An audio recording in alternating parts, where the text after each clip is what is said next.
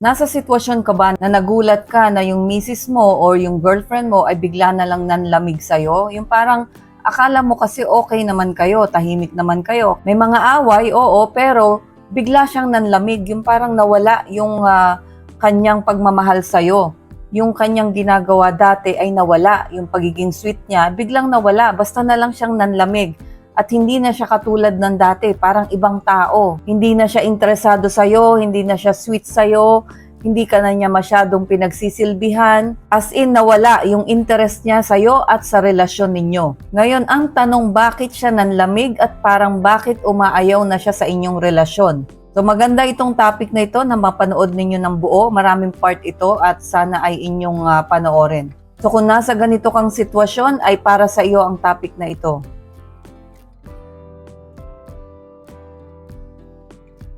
Welcome or welcome back sa aking channel. Ako po muli si Lorely, ang inyong Ate Lors. Ito, bagong gupit tayo ngayon. Sobrang pudpud. Di ba, haba ulit yan.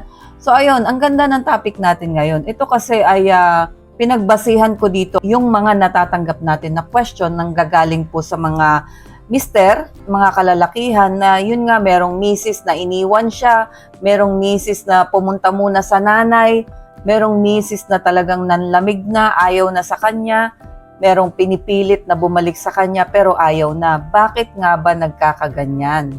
Kasi hindi lahat ng hiwalayan ay dahil sa third party. Etong topic natin na ito ay hindi yung nawala ng gana sa yung misis mo dahil merong kalaguyo, dahil merong ibang lalaki. Hindi ito yon, hindi ito yung topic. Meron tayong bukod na topic niyan, panoorin nyo na lang po.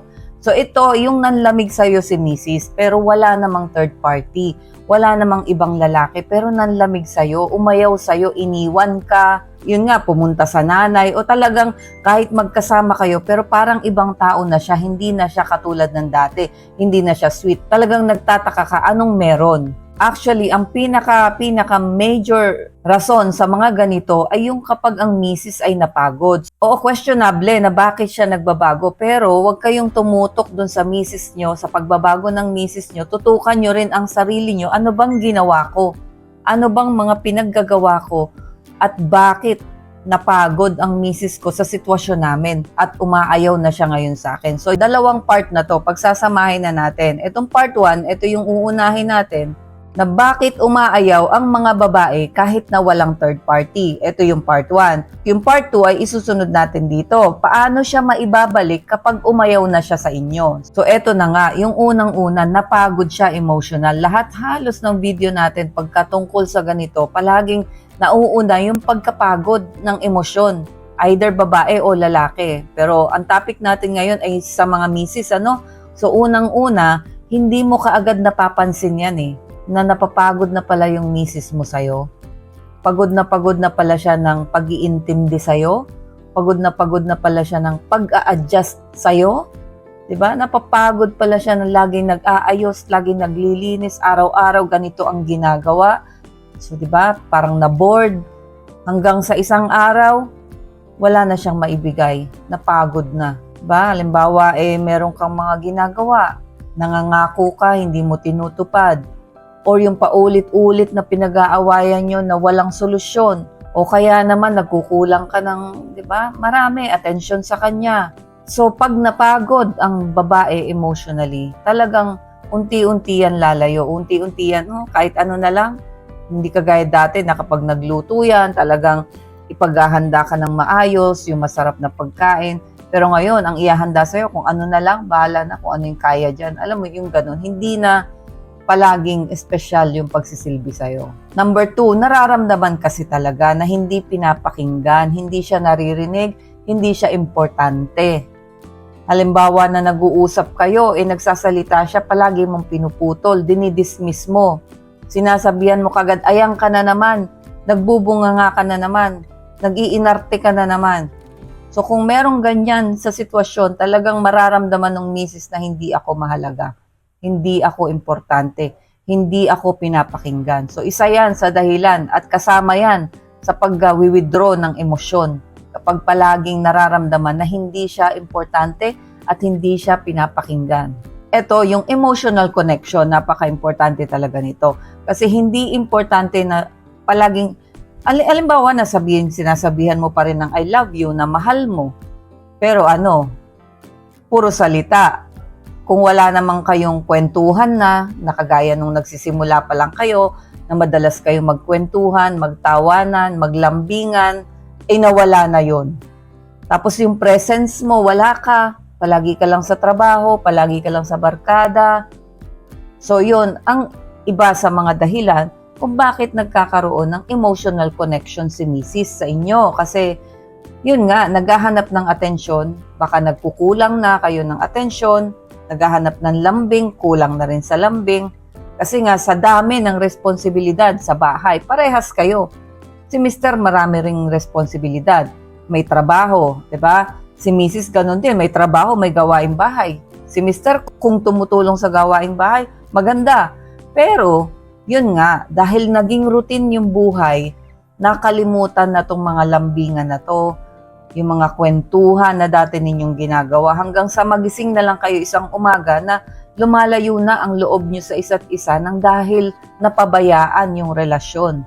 Dahil nakatutok sa busy na pamumuhay, ito talaga ang relasyon parang halaman talaga to Pag pinabayaan nyo, hindi na diligan, talagang mamamatay.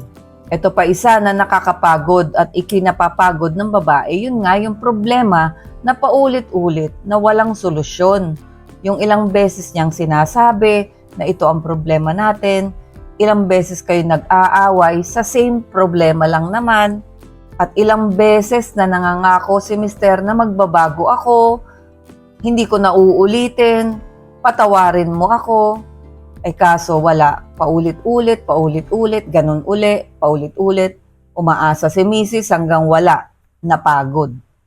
Ayun, so isa sa rason yan kung bakit nawawala ng gana ang inyong mga Mrs. at lumalayo ang damdamin. So yung panglima, hindi na siya yung priority. Parang yung kanina na hindi siya napapakinggan, natural, mararamdaman niya na hindi siya priority. Iba ang focus mo. Like for example, trabaho. Okay, nandyan na tayo. Mauunawaan pa ni Mrs. yan yung trabaho, kung talaga namang trabaho.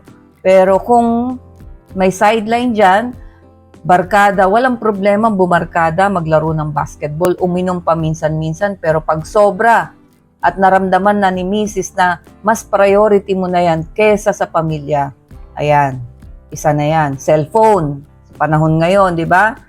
Magbabrowse, ilang oras na doon. Kung yung oras na yon ay inispend mo na lang sa time with your wife na maupo kayo manood ng movie or watch together or magkwentuhan, di ba? Kaso wala, lulong sa cellphone, lulong sa barkada, magbabago na o hindi na uulitin, ulit-uli. So yan talaga, ramdam talaga ng Mrs. dyan na hindi siya priority. So isa yan sa dahilan, lalayo ang damdamin. Ito na pinakamatindi. Pag yung 1 to 5 na yan, ay talaga namang nararamdaman ni Mrs. Etong number 6 ang papasok dyan. Tahimik na lang siyang nagle-let go. So hindi mo nararamdaman na unti-unti na pala siyang lumalayo sa'yo. At unti-unti na siyang gumagawa ng plano para makahiwalay sa'yo. Kaya kung natatandaan nyo dun sa ating mga pinost sa question and answer sa Facebook, ang daming mga mister doon na nagtataka, iniwan sila ng misis, umalis yung misis, pumunta sa nanay, o kaya naman ay kadalasan, dalawa yata yung nagtanong sa atin dyan, nag-abroad si misis, pagdating sa abroad ay hiniwalayan si mister. Eto na yon, yung tahimik na nagle-let go. Hindi na siya nagagalit, hindi na siya sumisigaw, hindi na siya nagbubunga nga sa'yo, tahimik lang siya. Kahit na anong gawin mo na, kaya magbarkada ka, kaya wala na, hindi na siya naninita. Tahimik na lang siya, yan ang delikado. Tapos eto na, yan na yung pang-7, nawalan na siya ng respeto sa'yo dahil sa pagkapagod. Kapag ang babae ay hindi na humahanga sa'yo, dahil nga, paano hahanga kung wala ngang nakikitang pagbabago sa mga hindi nyo mapagkasunduan. If ever lang na talagang ang kailangang magbago dito ay yung lalaki. Ito yung topic natin yung babae ang napapagod sa lalaki. So at nangangako, hindi na ganito. So nawawala yung paghanga ng babae. at nababawasan yung respeto hanggang sa tuluyang hindi ka na irespeto pero tahimik lang. Tahimik lang. So magtaka kayo kapag hindi na kayo inaaway, hindi na kayo binubungangaan, hindi na kayo sinisitayan na yun. Unti-unti nang napapagod ang misis nyo. Diyan na nawawala yung feelings, mapo-fall out of love na yan, at lalayo na ang damdamin yan, at yun na nga, tatahimik, at unti-unti nang nagpaplano ng exit plan para mahiwalayan kayo o makalayo sa inyo. So ang kailangan lang tanggapin dito ng mga lalaki, hindi ito bigla na basta na lang nanlamig si misis ha. Matagal yan dahil magbibigay at magbibigay pa yan. Magpapatawad at magpapatawad pa yan. Mag-a-adjust yan hanggang kaya. Pero pag napagod, yun na. Matagal yan na nasasaktan, nagpapatawad, at matagal ka niyan susubukan, bibigyan ka ng pagkakataon hanggang sa wala na. Kung talagang walang pagbabago, ganun at ganun, mapapagod at mapapagod. So kung umayaw na ang asawa niyong babae o si misis, hindi ibig sabihin may iba. Talagang minsan talagang nawalan na lang talaga ng gana. Yung parang wala na kayo, kahit kayo pa, alam mo yung wala na siyang gana, kahit kayo pa ang tingin niya ay hindi na kayo. So tandaan nyo na hindi basta-basta umaalis ang babae, pero kapag umalis yan, noon pa yan nagpaalam sa'yo. Sa loob niya, emotionally, noon pa yan humiwalay sa'yo. Emotionally, ay noon pa yan nagpaalam sa'yo. Yung umalis yan ngayon, physical lang yan. So, umalis lang siya physically, pero emotionally, matagal na siyang umalis sa'yo. Ayan, eto na, part 2 na tayo. Eto na, sabihin na natin na umayaw siya, nanlamig siya, iniwan ka, o kaya naman, magkasama pa kayo ngayon, pero nararamdaman mo, parang mawawala na siya. Ang tanong, pwede pa ba siyang ibalik o pwede pa bang i-win back yung damdamin ng iyong asawa? Ito kasi ang masakit na katotohanan dyan. Hindi lahat ng umaalis, babalik pa. May mga pagkakataon na oo, may tsansa na bumalik pa. Kung hindi pa totally sarado ang damdamin niya ng misis mo at willing ka talagang magbago. So, ibig sabihin, para bumalik si misis, merong dalawang criteria dyan. Yung talagang totally na hindi pa sarado yung damdamin niya. Talagang lumayo lang siya sa'yo dahil sobrang pagod na, pero meron pang konting pag-asa sa kanyang puso. Pero tapos yung isa ay yung ikaw mismo na mister ay willing magbago kung ano man yung dapat baguhin. So yan, pag meron niyang dalawa na yan, may pag-asa. So, ano muna ang gagawin halimbawa ni mister na lumayo talaga si misis sa'yo? Iniwan ka, pumunta halimbawa sa nanay niya, sabihanan mo, huwag mo munang habulin. Ito kasi ang karamihan pagkakamali natin, yung immediate reaction natin at takot natin na mawala, hahabulin, kukulitin, pipilitin. Pero ang epekto kasi ng pangungulit, lalo yan lumalayo, lalo yan naiinis at lalo yan nagagalit.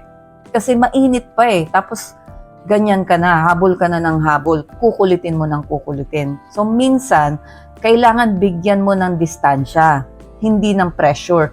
Kasi kapag kinulit mo yan, ang mangyayari dyan, pressure. Wala kang makukuhang tamang reaksyon at sagot sa mga katanungan mo kapag ganyan.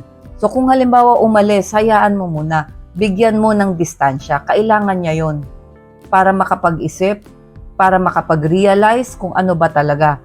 Bigyan mo na distansya para hindi kainitan yung damdamin niya na talagang galit siya, talagang inis siya, tapos kukulitin mo. So, ang mangyayari dyan, lalo lang yan maiinis, lalo lang yan lalayo. So, hayaan mo muna, bigyan mo ng distansya. Yung step number 2, ayun nga, bigyan mo ng overwhelm yan sobrang talagang marami siyang nararamdaman. Yung sakit, yung pagod, lahat nandyan.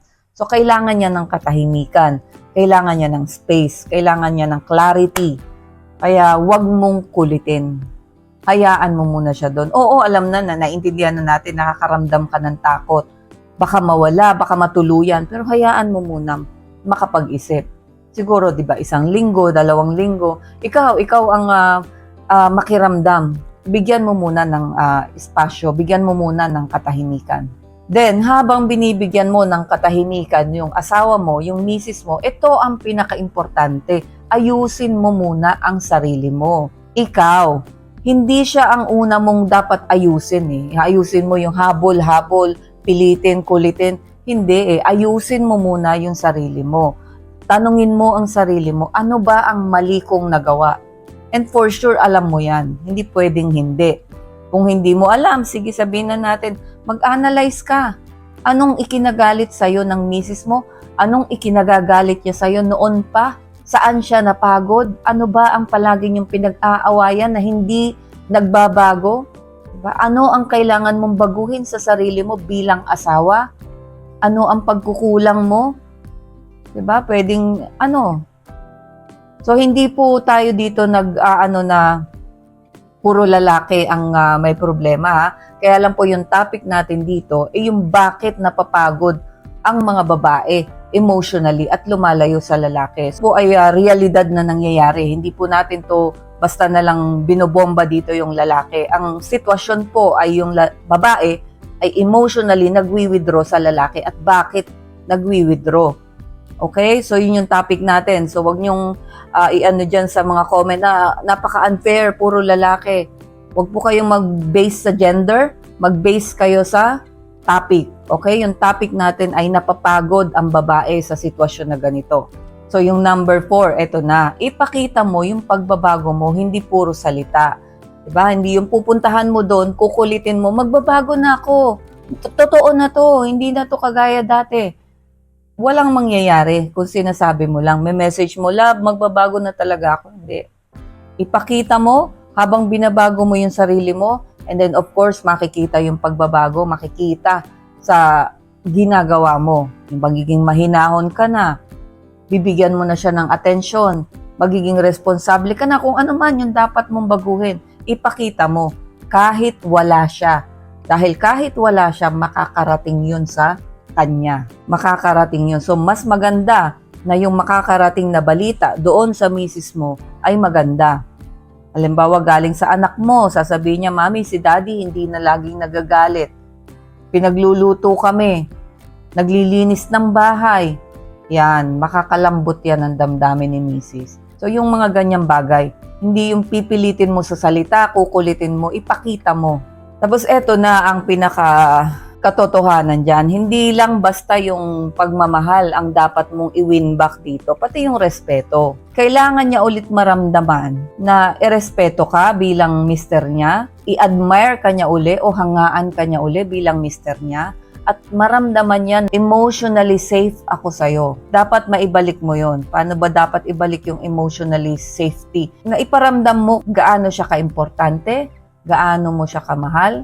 Yun yung emotional safety. Kapag nararamdaman ng babae na importante siya, priority siya, magkakaroon ng emotional safety dyan. So, yung number 6, kapag nakipag-usap siya, if ever, nabigyan mo na ng space, nagkaroon na siya ng clarity, nakapag-realize na siya, may mga nakuha siyang feedback na positive tungkol sa'yo.